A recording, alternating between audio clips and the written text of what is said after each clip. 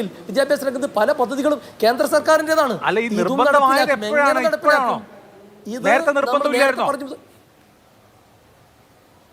ഞങ്ങൾ ഇടുമ്പോ മാത്രം ഇപ്പൊ ഈ ഷാജിയുടെ പ്രസംഗം നിങ്ങൾ 10 തവണ കൂടി കേൾപ്പിച്ചോ? കൃത്യമാണ്. RSSന്റെ കാവ്യവൽക്കരണം കേരളത്തിന്റെ വിദ്യാഭ്യാസ രംഗത്ത് അനുവദിക്കില്ല എന്നല്ല പറഞ്ഞത്. അതിനെന്താ കുഴപ്പം? ജവഹർലാൽ നെഹ്റു ഇല്ലാത്ത പാഠപുസ്തകമില്ല, മഹാത്മാഗാന്ധി ഇല്ലാത്ത പറഞ്ഞതാണോ ഇപ്പോഴത്തെ നിങ്ങളുടെ സർക്കാരിന്റെ നിലപാടെന്നാണ് എന്റെ ചോദ്യം. ഷാക്കിർ, ഇതല്ലേ അടുത്ത ബുധനാഴ്ച മുതലുള്ള ക്യാപ്സ്യൂൾ? സിലബസോ പാഠപുസ്തകമോ ഞങ്ങൾ വിട്ടുകൊടുക്കില്ല, സ്കൂളുകൾ ഞങ്ങൾ തന്നെ തീരുമാനിക്കും എന്നുള്ളതല്ലേ? ഇപ്പൊ ശിവൻകുട്ടിയുടെ കാലത്ത് സ്കൂളുകൾ നരേന്ദ്രമോദി തീരുമാനിക്കുമായിരുന്നോ? പാഠപുസ്തകം നരേന്ദ്രമോദി ഒന്ന് എഴുതുമായിരുന്നോ? അഭിലാഷ് ഇന്ന് കുറെ കോമഡി സിനിമ കണ്ടിട്ട് വലിയ ആവേശത്തിൽ വന്നിരിക്കുകയാണ്. കോമഡി സിനിമകളൊക്കെ നിങ്ങൾ ഭരിക്കുമ്പോ ഔട്ട്ഡേറ്റഡ് ആയി സാർ. ആൾക്കാർ ഈ മൂവി ചാനലിൽ റേറ്റിംഗ് കുറയാണ്. ഇതിനേക്കാൾ വലിയ കോമഡി വേറെ എവിടെ കിട്ടും? നിങ്ങൾ എന്നെ ഒരു മിനിറ്റെങ്കിലും എനിക്കൊന്ന് സമയം തരണ്ടേ? അതായത് ആർഷോ ഇരിക്കുന്നത്, ആർഷോക്ക് അതിൻ്റെ ഒരു ഇതിവിടെ ഇവിടുന്ന് ന്യായീകരിക്കാനും നാണം ആർഷോയുടെ മുഖത്തുണ്ട്. കാരണം ആർഷോ അന്നത്തെ ഇടതുപക്ഷ ജനാധിപത്യ മുന്നണി ഗവൺമെന്റ് വിളിച്ചു ചേർത്ത വിദ്യാർത്ഥി സംഘടനാ യോഗത്തിൽ പങ്കെടുത്തു എന്നാണ് ഞാൻ മനസ്സിലാക്കുന്നത്. SFI എതിരായിരുന്നു, KSU എതിരായിരുന്നു, MSF എതിരായിരുന്നു, പിന്നെ AISF എതിരായിരുന്നു.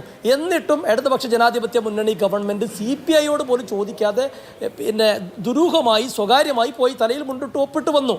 നിങ്ങൾ നോക്കുക, 16-ാം തീയതി ഒപ്പിട്ട MOU 17-ാം തീയതി ചിന്താവാരികയിൽ അങ്ങനെ ഒരു പദ്ധതി നടപ്പിലാക്കില്ല എന്ന് പറഞ്ഞ ശിവൻകുട്ടിയുടെ ഒരു വീഡിയോ സന്ദേശം ഞാനിപ്പോൾ അഭിലാഷിന് അയച്ചു തന്നിട്ടുണ്ട്. നിങ്ങളൊന്ന് തുറന്ന് കാണണം.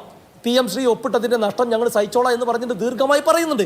അതൊക്കെ നിങ്ങൾ മറച്ചു വെച്ചിട്ട് PM ശ്രീ എന്ന പദ്ധതി നടപ്പിലാക്കുന്നത് അതിലെ ഞങ്ങൾ എന്താണോ ആരോപിച്ചിരുന്നത് ആ ആരോപണം പരിശോധിച്ച് അത് നടപ്പിലാക്കാതെ കേരളീയ വിദ്യാഭ്യാസ രംഗത്ത് ഗുണകരമായി നടപ്പിലാക്കുമെന്നാണ് നേരത്തെ പറഞ്ഞു. അത് തന്നെയാണ് ഞങ്ങൾ PM ശ്രീ എന്ന് പറഞ്ഞ കേന്ദ്ര പദ്ധതി, അല്ലെങ്കിൽ ഒരുപാട് കേന്ദ്ര സർക്കാർ പദ്ധതിയിൽ കേരളത്തിൽ നടപ്പിലാക്കുന്നുണ്ട്. അത് നിർബന്ധമായ സാഹചര്യമാണ്. വിദ്യാഭ്യാസ രംഗത്ത് തന്നെ ഒരുപാട് ഉന്നത മേഖലയിൽ വിദ്യാഭ്യാസ രംഗത്ത് പല പദ്ധതികളും കേന്ദ്ര സർക്കാരിൻ്റെതാണ്.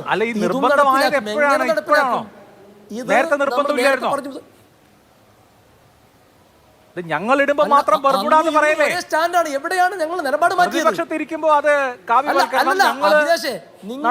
നടപ്പാക്കുമ്പോ അത് നിർബന്ധം അല്ല. അന്നും ഇന്നും ഒരേ വാചകമാണ്, ഒരേ വാദമാണ്. നിങ്ങൾ അഭിലാഷ് എന്തടിസ്ഥാനത്തിലാണ് ഞങ്ങൾ ഒരേ വാദമാണ്, പ്രവൃത്തി മാത്രമാണ്. അതൊന്ന് അഭിലാഷ് ഒന്ന് പറഞ്ഞാട്ടെ. അല്ലല്ല അഭിലാഷ് എന്തിനാണ് ഇന്ന് ഇൻട്രോ മുതൽ ഞങ്ങളോട് ന്യായീകരിക്കാൻ പറയാണ്? ഞാൻ ന്യായീകരിക്കണ്ട. ഞങ്ങൾ അന്ന് പറഞ്ഞതും ന്യായീകരിക്കാൻ പറ്റാത്ത കാര്യമാണെന്ന് എനിക്കറിയാം. സ്നേഹമുണ്ട് രണ്ടുപേരോടും. ന്യായീകരിക്കാൻ പറ്റാത്ത കാര്യമാണെന്ന് എനിക്കറിയാം. I do agree. അല്ലല്ല നിങ്ങൾ ഞാനിവിടെ ഇരിക്കുന്നത് കണ്ടോ, നല്ല ചിരിച്ച് പ്രസന്ന ഇരിക്കുന്നതുകൊണ്ടറിയോ? നിങ്ങളോടും മലയാളികളോടും ഞങ്ങൾക്ക് അന്തസ്സോടെ പറയാൻ കഴിയും. അന്ന് വിമർശിച്ചതും ഇന്ന് പറയുന്നത് ഒരേ കാര്യമാണ്. PM ശ്രീ എന്ന പദ്ധതിയുടെ കാവ്യവൽക്കരണം നടപ്പിലാക്കാൻ അനുവദിക്കില്ല. കേരളീയ വിദ്യാഭ്യാസത്തിന് പുരോഗതിയുടെ പാതയിലേക്ക് കൊണ്ടുവരുന്ന കേന്ദ്ര സർക്കാരിന്റെ പദ്ധതിയാണെങ്കിൽ അത് നടപ്പിലാക്കേണ്ട നിർബന്ധിത സാഹചര്യമുണ്ടെങ്കിൽ ഇടതുപക്ഷ ജനാധിപത്യ മുന്നണി ആ കെണിയിൽ കേരളത്തെ കൊണ്ടുപോയി വെച്ചിട്ടുണ്ടെങ്കിൽ അത് മുന്നോട്ട് കൊണ്ടുപോകേണ്ട സാഹചര്യം എങ്ങനെ നടപ്പിലാക്കുമെന്ന് ഒറ്റ ചോദ്യം. ഇപ്പൊ താങ്കൾ ആദ്യം പറഞ്ഞ കാര്യങ്ങളോടൊക്കെ ഞാൻ യോജിക്കുകയാണ്. ഏത് മന്ത്രിസഭയെ അറിയാതെ തലയിൽ മുണ്ടിട്ട് പോയി ഒപ്പിട്ട MOU ആണ്. മന്ത്രിസഭാംഗങ്ങൾ അറിഞ്ഞില്ല, ഇടതുമുന്നണിയിലെ പ്രധാനപ്പെട്ട ഘടകകക്ഷിയായ CPI അറിഞ്ഞില്ല, മറ്റ് ഘടകകക്ഷി അറിഞ്ഞില്ല, മന്ത്രിമാരും അറിഞ്ഞില്ല. അതാണല്ലോ പ്രശ്നം. താങ്കൾ ശരിയായി ചൂണ്ടിക്കാണിച്ചു. അതൊരു ശരിയായ വിമർശനവുമാണ്. അങ്ങനെ മന്ത്രിസഭ പോലും അറിയാതെ ഒരു വകുപ്പ് സെക്രട്ടറി ഒപ്പിട്ട MOU അത് ഞങ്ങൾ നടപ്പാക്കിയേ തീരുമെന്ന നിർബന്ധ ബുദ്ധി എന്താ? അങ്ങനെ യഥാർത്ഥത്തിലുള്ളൊരു ഡ്യൂ പ്രോസസ്സ് നടക്കാതെ വന്ന MOU ആയതുകൊണ്ട് ഞങ്ങൾ അതിനെ വില വെക്കുന്നില്ല എന്നൊരു നിലപാടെടുക്കാലോ പറ്റുമോ? അല്ല അഭിലാഷ, നിങ്ങൾക്ക് ഈ രാജ്യത്തെ നിയമ സംവിധാനത്തെ കുറിച്ച് എന്നേക്കാളും ബോധമുണ്ടെന്ന് ഞാൻ വിശ്വസിക്കുന്നത്.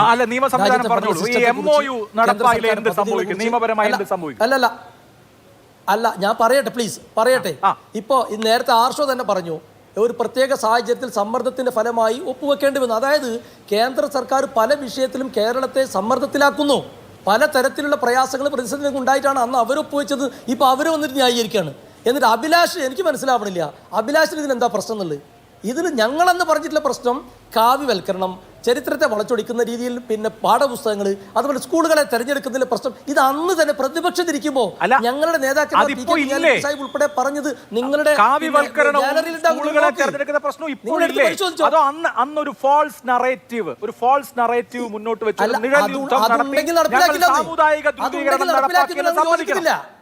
കൂടി പറയരുത്. അന്ന് ഇല്ലാത്ത കാര്യമായിരുന്നോ? അപ്പോ ഈ പാഠപുസ്തകങ്ങളിൽ ഇടപെടും, കാവ്യവൽക്കരിക്കും എന്നൊക്കെയുള്ളത് ഒരു ഫോൾസ് നറേറ്റീവ് ആയിരുന്നു. ഞങ്ങൾ അങ്ങനെ ഒരു ഫോൾസ് നറേറ്റീവ്, കേരളത്തിൽ ഒരു സാമുദായിക ധ്രുവീകരണം ഉണ്ടാവാൻ ഞങ്ങൾക്ക് വോട്ട് കിട്ടാൻ വേണ്ടി പറഞ്ഞതാണെന്ന് ഓണസ്റ്റായി സമ്മതിച്ചാൽ മതി എന്നാ പിന്നെ പ്രശ്നം തീർന്നു. അങ്ങനെയാണോ? അല്ലന്നേ, അല്ലല്ല. എന്തിനാ സമ്മതിക്കേണ്ട കാര്യം?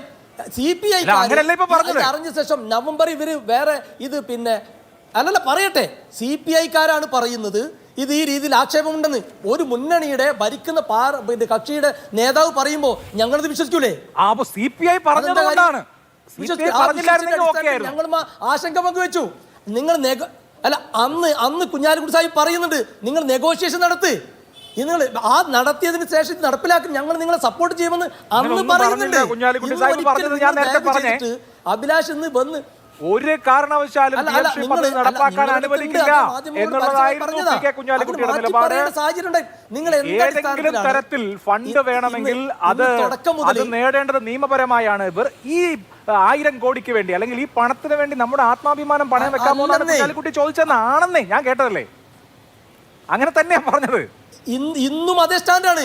ആത്മാഭിമാനം പണയപ്പെടുത്തിക്കൊണ്ട് മതേതരത്വം കളങ്കപ്പെടുത്തിക്കൊണ്ട് ഒരു PM-ശ്രീ കേരളത്തിൽ നടപ്പിലാവില്ലെന്നേ, ഒരിക്കലും നടപ്പിലാവില്ല. അപ്പൊ ഓക്കെ പോട്ടെ,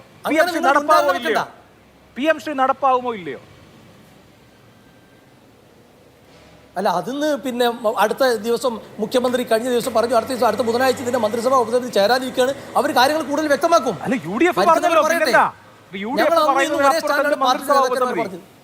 UDF പറഞ്ഞില്ലേ? ഇന്ന് UDF അല്ലേ വാർത്താ സമ്മേളനം നടത്തി? UDF യോഗം ചേർന്നിട്ടല്ലേ അടൂർ പ്രകാശ് പറഞ്ഞത്? അല്ല UDF-ന്റെ സ്റ്റാൻഡ് UDF-ന്റെ കൺവീനർ പറഞ്ഞ അത് തന്നെയാണെങ്കിൽ സംശയം എന്നോട് ചോദിച്ചിട്ട് കാര്യമില്ലല്ലോ, പറഞ്ഞല്ലോ. നമ്മൾ എന്തിനായിരുന്നു അടുത്ത ആഴ്ച മന്ത്രിസഭ ചേരും എന്നൊക്കെ പറഞ്ഞിട്ട് എന്താ കാര്യം? UDF പറഞ്ഞു, തീരുമാനിച്ചു, PM-ശ്രീ നടപ്പാക്കാണ്. കൺവീനർ പറയുന്നുണ്ട് PM-ശ്രീ. അതെ, ഞാൻ നിങ്ങളോട് വളരെ ബഹുമാനത്തോടു കൂടി പറയട്ടെ, ഈ ചർച്ച കാണുന്ന ആളുകൾക്ക് ഇതിന്റെ നിജസ്ഥിതി മനസ്സിലാവണം. നേരത്തെ ഇന്ന് മാത്രം ഈ വാർത്ത കേൾക്കുന്ന ആളുകളല്ല മലയാളികൾ. ഇതിനു മുമ്പ് ശിവൻകുട്ടി പറഞ്ഞതും മാറ്റി പറഞ്ഞതും SFI-ക്കാർ പറഞ്ഞതും മാറ്റി പറഞ്ഞതും ന്യായീകരിച്ചൊക്കെ ഞങ്ങൾ അന്ന് ഇന്നും ഒരേ സ്റ്റാൻഡാണേ, മാറുന്നില്ല. അഭിലാഷ് ഇത് വലിയ സന്തോഷത്തിൽ വന്നിരുന്ന് സിനിമയുടെ കോമഡി കഥകൾ പറഞ്ഞ് ഞങ്ങളോട് ന്യായീകരിക്കാൻ പറയാണ്. ആർഷോ ഇരിക്കും നോക്ക്, സാധാരണ ഇങ്ങനെ അല്ലല്ലോ. ഞാൻ ഇരിക്കണ നോക്ക്, എന്തുകൊണ്ടാണ് നമുക്ക് അഭിമാനത്തോടു കൂടി ജനങ്ങളോട് പറയാൻ കഴിയും അന്നും ഇന്നും ഒരേ സ്റ്റാൻഡാണ്, മാറ്റില്ല. ഞാൻ അതുകൊണ്ട് അങ്ങനെ ചിരിച്ചിരിക്കണം. നമുക്ക് ആളുകളെ ശരി,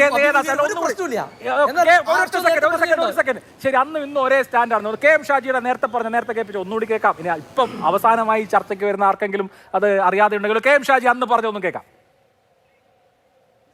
അധികാരത്തിൽ വന്നാൽ ഗാന്ധിജിയെ തള്ളിപ്പറയുന്ന, നെഹ്റുവിനെ താഴെ ഇറക്കുന്ന ആ പാഠപുസ്തകങ്ങളിലേക്ക് നെഹ്റു കയറി വരും, ഗാന്ധിജി കയറി വരും. CPM-കാര RSS-ഉം നിങ്ങളും തമ്മിൽ ഡീലുണ്ടാക്കിയ PM-ശ്രീ എന്ന പദ്ധതി വലിച്ചു ചവറ്റുകൊട്ടയിലേക്ക് ഞങ്ങൾ എറിയും.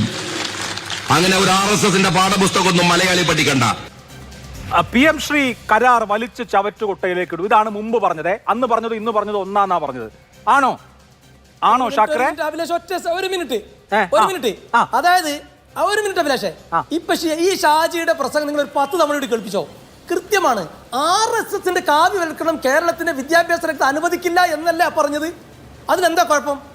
ജവഹർലാൽ നെഹ്റു ഇല്ലാത്ത പാഠപുസ്തകമില്ല, മഹാത്മാഗാന്ധി ഇല്ലാത്ത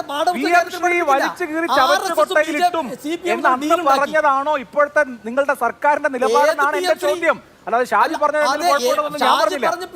അല്ല. അതെ, അല്ല, ഷാജി പറഞ്ഞ PM-ശ്രീ ഏതെന്നറിയോ? മഹാത്മാ ഗാന്ധിജി ഇല്ലാത്ത PM-ശ്രീയെ കുറിച്ചാണ്. ശരി, മറുക് ഒട്ടിച്ച നസീറും മറുകില്ലാത്ത നസീറും പോലെ അത് വേറെ PM-ശ്രീ, ഇത് വേറെ PM-ശ്രീ, അങ്ങനെയാണോ? അല്ലെന്നേ, പിന്നെ ഷാജി തന്നെ കൃത്യമായി പറയുന്നുണ്ട്. ആ അതേക്കുറിച്ചാണ് ഞാൻ ചോദിച്ചത്. അപ്പോൾ PMC ചവറ്റുകുട്ടയിൽ ഇടണ്ടേ? അല്ല, അതായത് RSSന്റെ കാവ്യവൽക്കരണം ഇല്ലാത്ത ജവഹർലാൽ നെഹ്റു മഹാത്മാഗാന്ധിയെ പഠിപ്പിക്കുന്ന പാഠപുസ്തകം കേരളത്തിൽ PM ശ്രീ വഴി നടപ്പിലാക്കും. അങ്ങനെയാണെങ്കിൽ അല്ലാതെ അപ്പോ അദ്ദേഹം പറഞ്ഞു തോന്നുന്നു.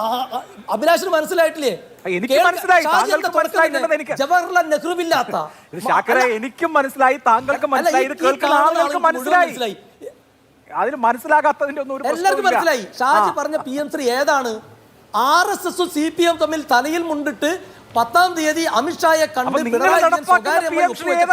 ഡീലുണ്ടല്ലോ, കേസിന്റെ അടിസ്ഥാനത്തിൽ ഉണ്ടാക്കിയ ഡീലാണ് എന്ന് സ്വാഭാവികമായ സംശയം ഉണ്ടായിരുന്നു. ഇതിപ്പോ ഇത്രയും പറഞ്ഞത് അന്ന് ഉൾപ്പെട്ട PM ശ്രീ നടപ്പാക്കിയാ പറ്റുമെന്നാണ്. ഇപ്പൊ നിങ്ങൾ നടപ്പാക്കുന്ന വേറെ PM ശ്രീയാ? ആ PM ശ്രീ അല്ലേ? അല്ല, അന്നും ഇന്നും ഒരേ വാദമാണ് അഭിലാഷേ. നമ്മൾ UDF കൺവീനർ പ്രസ്താവനയെ വന്നിട്ടുള്ളൂ. ഈ PM ശ്രീ എങ്ങനെ നടപ്പിലാക്കുമെന്ന് ഗവൺമെന്റ് തീരുമാനിച്ചിട്ടില്ല. ആ തീരുമാനം ഇരിക്കുന്നേ ഉള്ളൂ അല്ലേ? എങ്ങനെ നടപ്പാക്കുന്നു എന്ന് തീരുമാനിക്കാനേ ഉള്ളൂ എന്നാണ്. Okay, whatever.